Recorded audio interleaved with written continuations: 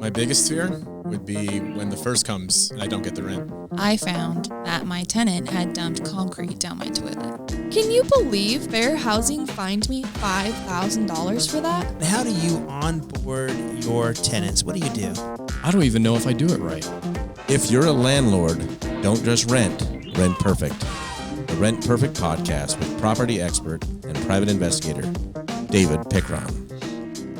It's 2021, Scott. 2021. We're here at the Rent Perfect podcast. I'm so glad to be out of 2020. Dude, it's in the rear view. It is in the rear Barely, view. but it's in the rear view. Scott Aubrey's joining us today, our vice president of Rent Perfect. Scott, we appreciate your time and Glad to be here. kind of all that insight that you have in your head. What do you got there? Rubik's Cube. That's just a throwback, right? Oh, my gosh. So my desk, Takes me back. on my desk, I've got a variety of fidget spinners. This is old school. Old school. Old school. There's Love it. nothing spin. But so Rubik's Cube for me has been like a 30-year quest. I've been working on this for 30 years, it feels like. But I could probably spend 30 years working on it and still not get it. As a kid, I was the cheater who had to pop out the corners to get it to work right. I just undid the stickers, and soon my stickers peeled up. And So, for me, I mean, the Rubik's Cube, I brought it in today just because it's indicative to me of what 2020 was. Oh, man. It may have started out really perfect. I know a lot of us looked at 2020 vision and had all these little cliches about 2020. But for me, it kind of ended up looking a lot like this. Yeah, it's almost like we as landlords made a move, the government made a move, and just kind of threw our whole Rubik's off. I may have been solving it, but they totally absolutely killed it. Well, over the years, I've actually learned how to do that No way. within 30 seconds. And you've just barely shared this with me. Well, I've had a lot of time on my hands, right? So I'll try not to take too much time here. Hold on. Sorry if you're watching and waiting. It's like watching David Copperfield a little bit of magic.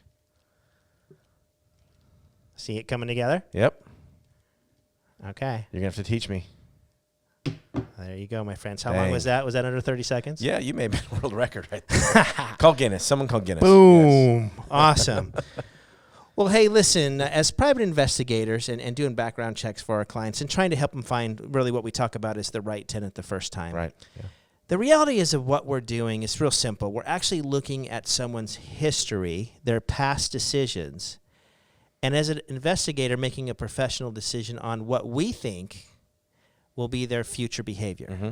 Okay?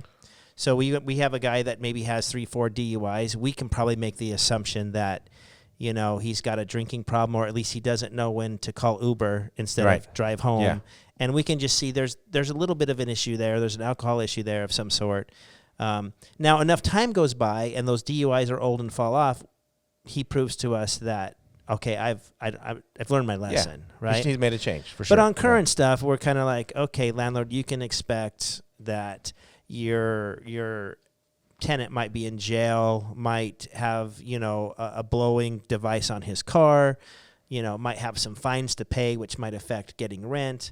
We do this with criminal records. We do this with maybe looking at their jobs. If they jump jobs a lot, we can plan that they're going to jump jobs a lot. And eviction history or things like that. Yeah. So really the history of an individual tells us the best. I mean, we're not always right. We don't have a crystal ball, right? But it tells us kind of what we can expect into the future. Yeah, I think it's the best predictor we have a lot of times. Right. I mean, we obviously want people to change if there's bad habits out there, but this is a great predictor of future behavior, for sure. Right. And we have clients and landlords of all political parties. We're not getting into one political party or not. I might use the word liberal today a little bit just because the progressives and liberals have a little bit more of a stance of trying to take care of the homeless, trying to take care of the poor, maybe the drug addicted, which is very, very admirable.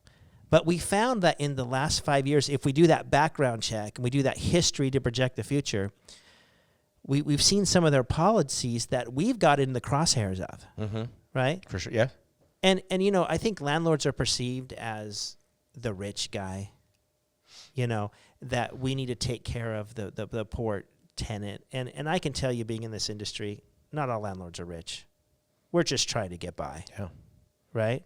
Yeah, I mean, you might own one property, and now you're a landlord. That doesn't make you, Daddy Warbucks by any means. So let's dissect the last 5 years of some of the policies that were coming out of liberal states, because now that the House and the Senate and the presidency is held by one party, we might see some more stuff coming down that are going to affect us, and we have to plan and prepare for that. Now, I'm going to tell you right now, we're not going to be doomsday about it. We're going to win, but we got to know what's coming so we can counterbalance, make our moves, and do our Rubik's Cube, absolutely, right? Yeah. Okay. And for me, what's troubling is that some of these cities we're going to talk about, these are the crown jewel cities of our country. Beautiful. These are the cities that are internationally known. These are cities that are just beautiful, and people go, "Oh, I can't wait! If I ever have a chance to go to X city, I'm taking that opportunity because I just hear so many great things about it."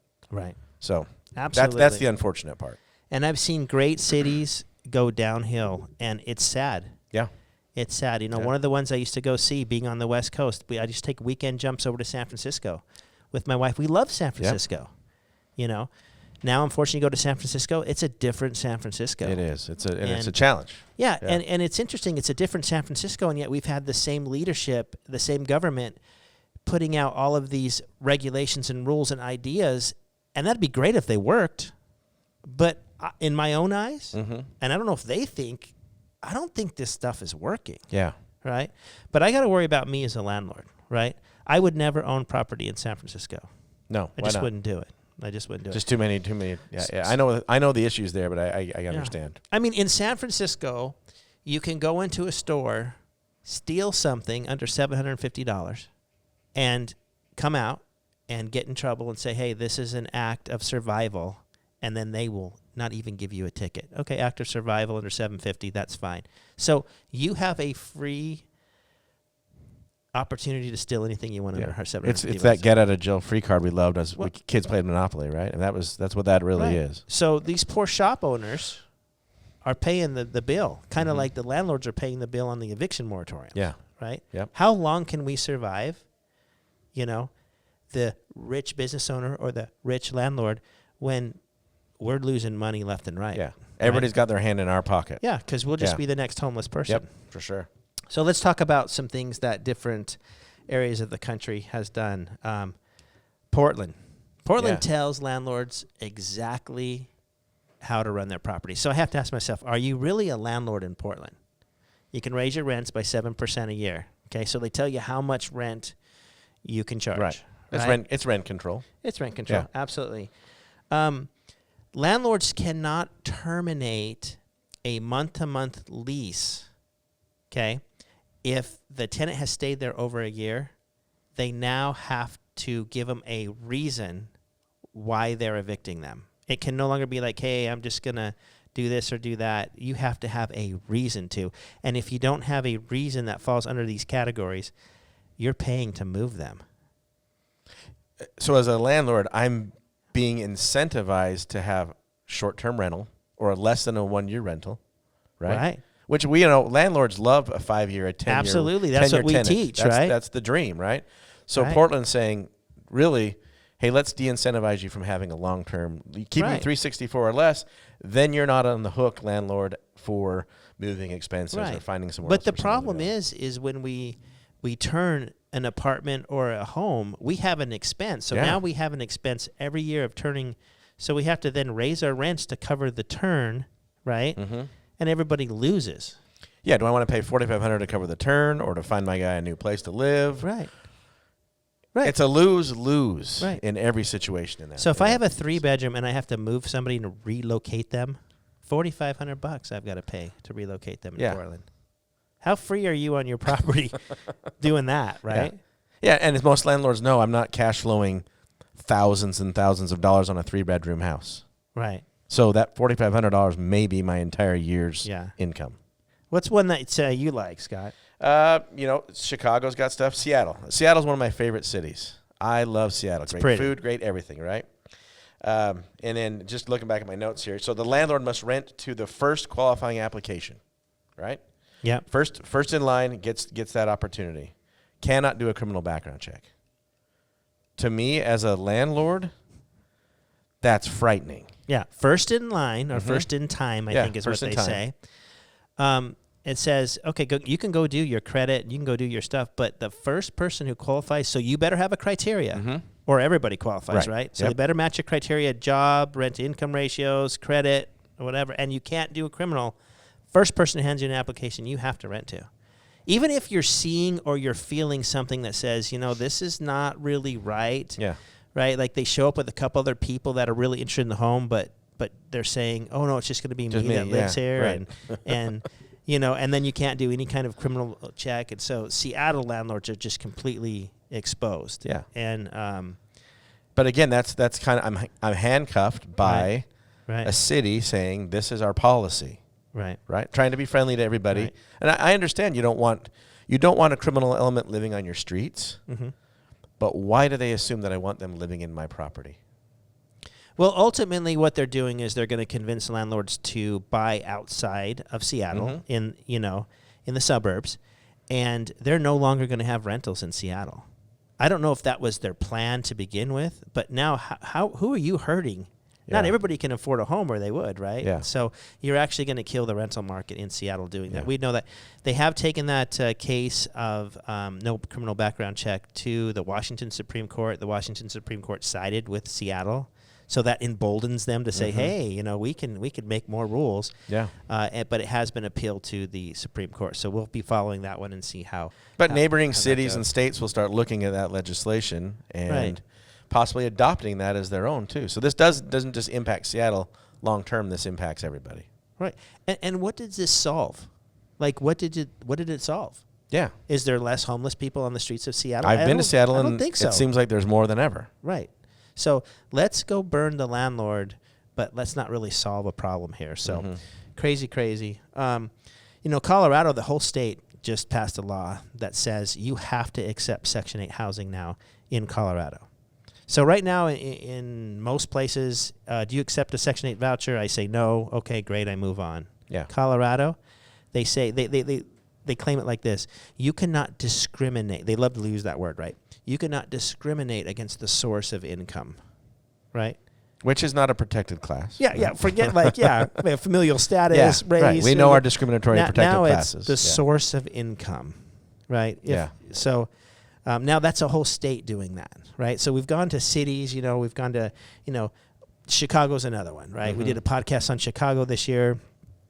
Our good friend Jane up in Chicago has been fighting that for a long time, and they absolutely tell you exactly how you can onboard someone. You do their credit first, and then you have to tell them if they're pre-approved without doing the criminal, and then you do the criminal afterwards, and then if you find criminal, you have to go through this whole procedure. Landlords aren't free to onboard to anybody. They have to do something a certain way, and so, I keep going back to what are our property rights? What are our property rights? Well, and we talk about the national, right? And maybe you're going to jump to the national. And that's next. So go ahead. Tell me the about the national, where this has affected every landlord in the country is eviction moratoriums. Yeah. Right. Mm-hmm. So as a landlord, David, tell me how this has affected. Maybe it hasn't affected you, but it's affected the business for us for sure. No, it has for sure. Yeah. So it's interesting. They came out with the CARES Act. The legislature came out with the CARES Act, right? In the summertime, and they knew they didn't have any jurisdiction over every property, so they came back and said, well, if you're backed by a federal government program, loan, yeah, right? Yeah, Fannie Mae, Freddie Mac, Section 8, then we have some jurisdiction over you. And so they took like 50% of the country, and they said, you can no longer evict. And then that came up in July, and they were having some problems, and they made us all give a 30-day notice, even if our state said something different. And then they're like, well, listen, we don't want to control just 50% of the landlords. We want to control 100% of the landlords. So the CDC then comes out in the executive branch and says, hey, based on health, you no longer can do evictions. Everyone, right? Half wasn't good enough. yeah. Right. And I remember when you called me to tell me this, I asked you, does the CDC have jurisdiction to make that type of a decision or a law or a choice? But yeah, anyway. The government is a big agency that feels like they can do anything. So we need to get to what are we going to do in 2021? Because these regulations and rules and laws, whatever you want to call them, they're not going to stop in Seattle and Portland and Chicago. Right. They're coming to an area where your rental is. And To a city near you. To a city near you. And you don't want to hear that, and you're saying, Dave, don't say that. But the reality is we have to stop this. Now, how do we stop this? First of all, You need to join an association that has some kind of government lobbying arm, right? Yep. Whether it's a National Apartment Association, whether it's National Real Estate Investment Association, we need to start getting active and realizing, hey, this is a business. We might own a couple rental homes, but we need to do our part to take some of this stuff to the Supreme Court. Now, the problem is, how long does the Supreme Court take to get to the Supreme Court? Yeah. Years to do that, right? And layers and layers of courts, yeah. So we need to start preparing now for these like liberal ideas that don't work coming into our area. Yeah. And so we can't do this individually. Yeah, right? as a single landlord in Baton Rouge, Louisiana, my voice is Zero. It will not be heard. You're a one-man band. It's a flapping butterfly wing. Yeah. It's not making a difference. Yeah, it's But, not. Yeah. So we need to really take this year and decide, are we going to join a local association, maybe a local association that's linked to a national association? We need to fight, to be honest with you. We need to fight. I took for granted all those great years that I've had just rental income coming in. Everybody left me alone. I thought it was, this is the United States of America. These are my property rights. I thought that I was owed that, and I still think I am, but guess what? Things have changed. Those constitutionally protected property rights. We have to go let this government know that we still have constitutional rights and property rights. And so now it's time to fight for it. That's why we formed America. Yeah. We got to fight for it now. So let's wrap this up. But let's just say, hey, as we get 2021 going and we want to make this better and we're looking into 2022, 2023, let's stand up as landlords. Let's get together. Let's link arms. Let's join associations. Let maybe donate a little money into the landlord areas, and let's go fight. Because if we don't fight, what I feel is the best industry in the world is being a landlord is going to get crushed. Maybe not in the next year, next 2 years, but if we keep going this direction, our kids aren't going to be able to manage rental properties.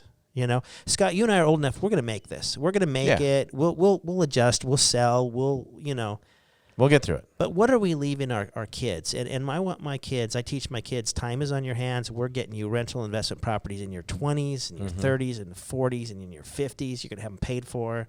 You're going to get ahead. And I want to leave that environment to my kids. And so I'm now fighting for my kids. I'm fighting for my clients. And so we personally are part of National Real Estate Investment Association, part of the NAA, through our local associations, state associations. It's time to fight. Yep. And like I said, link arms. Yeah. Work together.